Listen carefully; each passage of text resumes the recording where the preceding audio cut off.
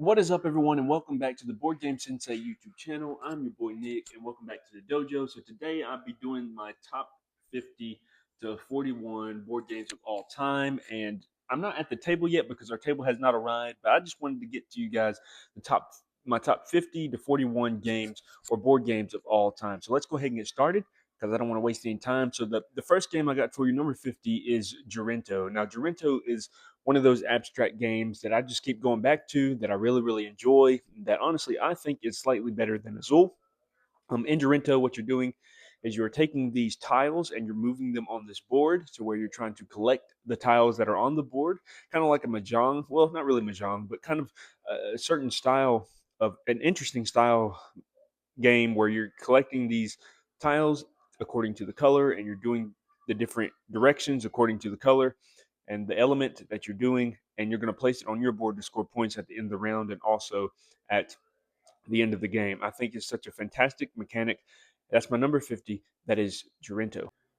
I thought it'd be a little bit better to move over here to my board game shelf because, you guys want to see the board games behind me. You may even want to look at some of the games behind me. So let's just continue on with the video here. So my number 48 is a game that I wish it was higher up on the list, but according to Pub Meeple, I do play this one probably less than all the other games and all the other card games I have. But my number 48 is, or 49 rather, is Arboretum. Arboretum is such a really, really good card game that plays fairly short, about 30 minutes, and I really love Arboretum because in Arboretum, what you're doing is you're collecting these trees and you're placing them into your Arboretum so that you can score points. But here's the kick though. If you have the trees in your arboretum and you have the one tree and someone has the 8 tree and they play that 8 tree, you can no longer score those points. Or has the 8 card in their hand, you can no longer score those points. And I think that's absolutely mean, and I love the meanness of it. And that is what makes this game so good for me. I just love Arboretum. It's just a fantastic little card game. If you haven't gave Arboretum a shot, I encourage you to go give this game a shot. It's really, really good. And for number 48, this is a game. Now, honestly, this game here is a game that I did not think that in a million years this would hit my top 50 because I used to be a guy who hated, and I mean, I used to hate flipping right games. I used to hate rolling right games. And also another game that's going to come up later on the list that I think's very interesting that it's on my list. But I absolutely love this game. And that my number 48 is Cartographer Heroes.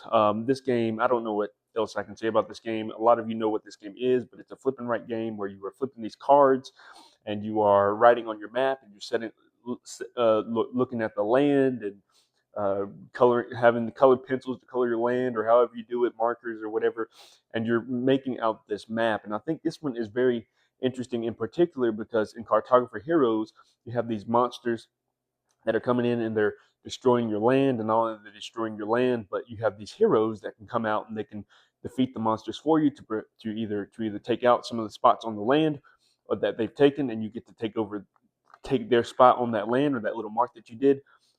And it's just a very interesting mechanic, and I love Cartographer Heroes. I think that's the reason why it's my number 48.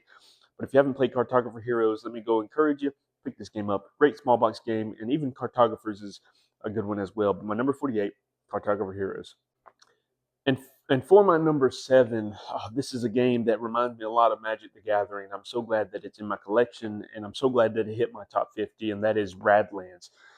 There's not enough I can say about Radlands. Radlands is just one of those games where every time you get it out to the table, you enjoy it so much. It's a lane battler game where you are fighting and you're trying to destroy the other player's camp, and you're using these punks and the people of Radlands and different event cards to try to destroy their camp.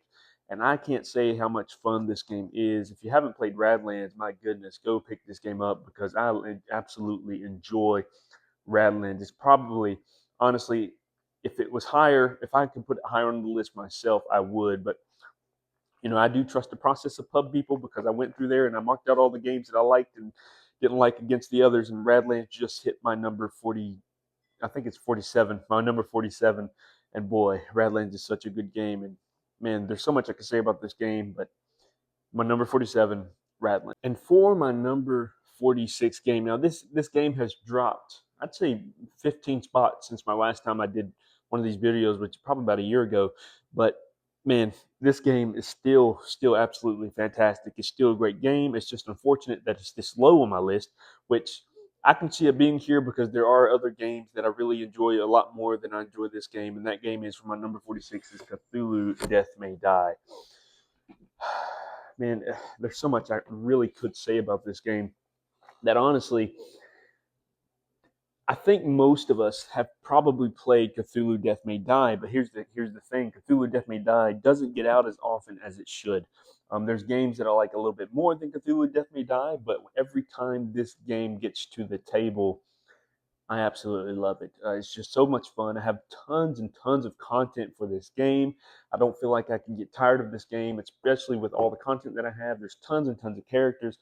I have plenty of elder ones that we can go up against, and can I say, every time we get this out, my friend group enjoys it, my gaming group enjoys it, and those I introduce it to, they enjoy it, and I just absolutely enjoy Cthulhu Death May Die, and I just can't wait to get this one back to the table. Now, I will say one thing about it is a modular system. I do like modular systems, and I think this works very, very well in a modular system. I mean, you just have these episodes that you pull out and you play them and you try to beat them. And I just love this system. And they have this track you can go up on your characters that makes you even stronger. But not only does it make you stronger, but you get closer to death as you're playing it.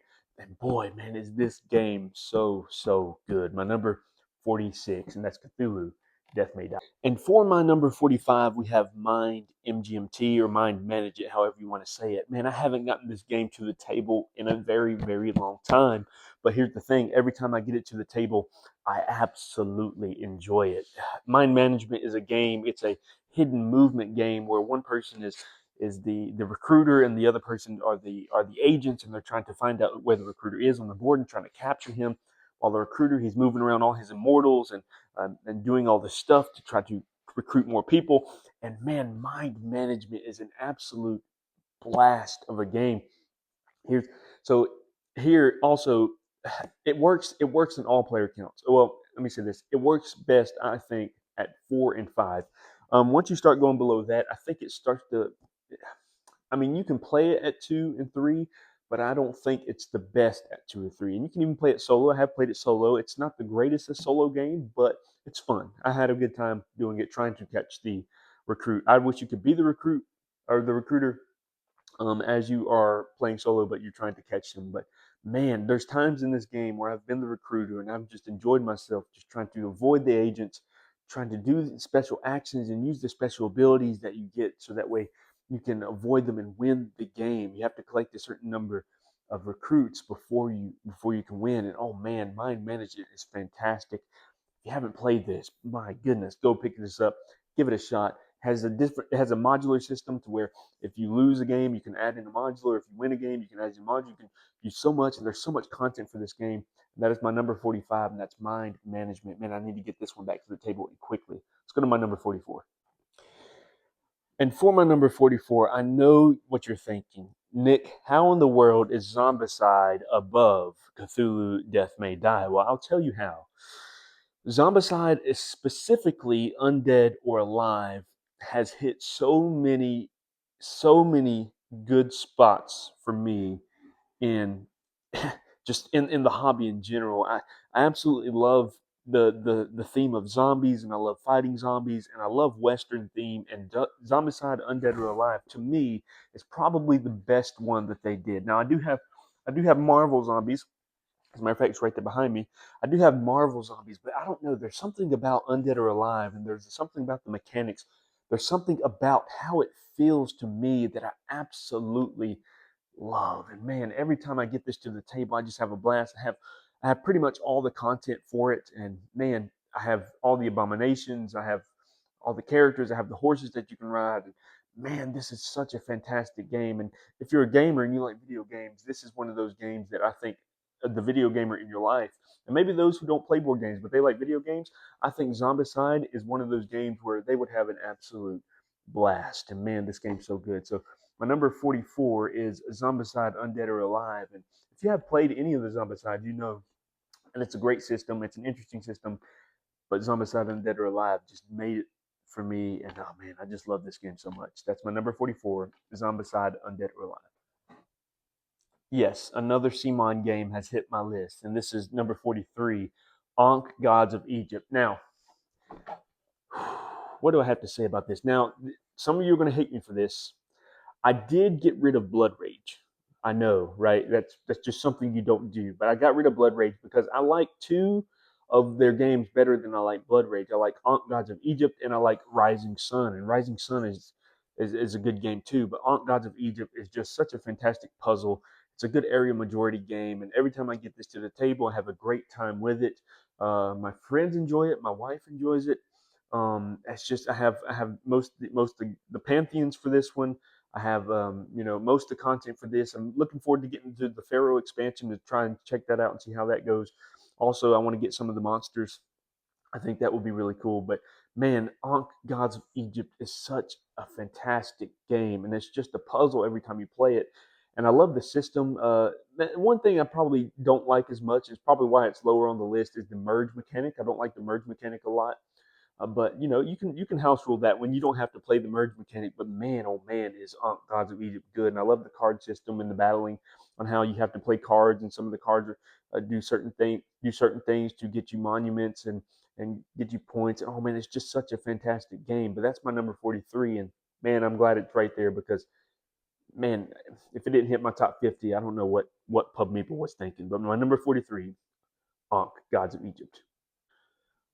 So for my number 42, we have another small box game, and again, it's another roll and write, which I never would have thought would have hit my top 50 games of all time. But this one, man, I can't wait to get more content for this, and man, I just love this game, and that is Railroad Inc. And this is specifically the green edition. And man, I don't know what it is about this game that just man, it's just so good.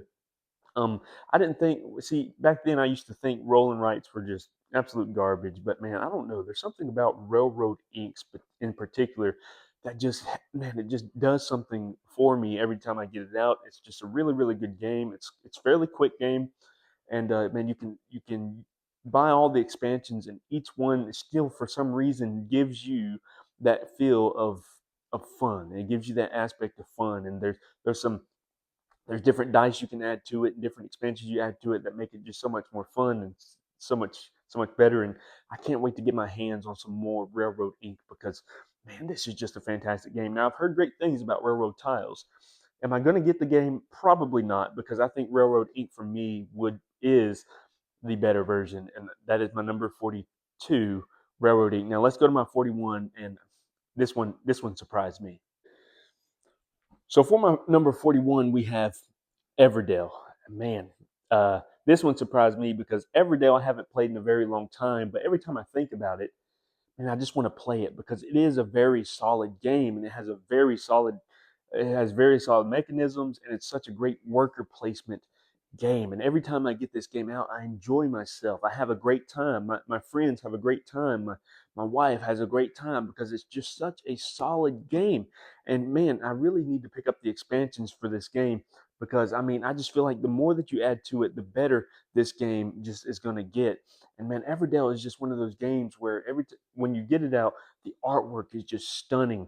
The gameplay, I mean, the gameplay sometimes can be samey, especially if you played the same base copy like multiple times in a row or multiple times, many times, because I mean it's just the same thing you're doing. But man, I bet if I were to get the expansions, boy, would this add to the game experience and maybe even shoot this game up my list. But Everdell is just such a fantastic game, and I'm not going to over talk about it because most of us know what Everdell is. But that is it's just such a fantastic game, and that is one of my things is when you can get a game that looks good, and not only looks good, but the mechanics are great, and you just have a great time every time you get it out, even though the base game is samey, man, you've made a good game, and that is exactly what Everdell is. So that is my numbers 50 through 41, and just come back, and I hope you guys enjoyed this video, and I hope you guys will come back and see numbers 40 through, was it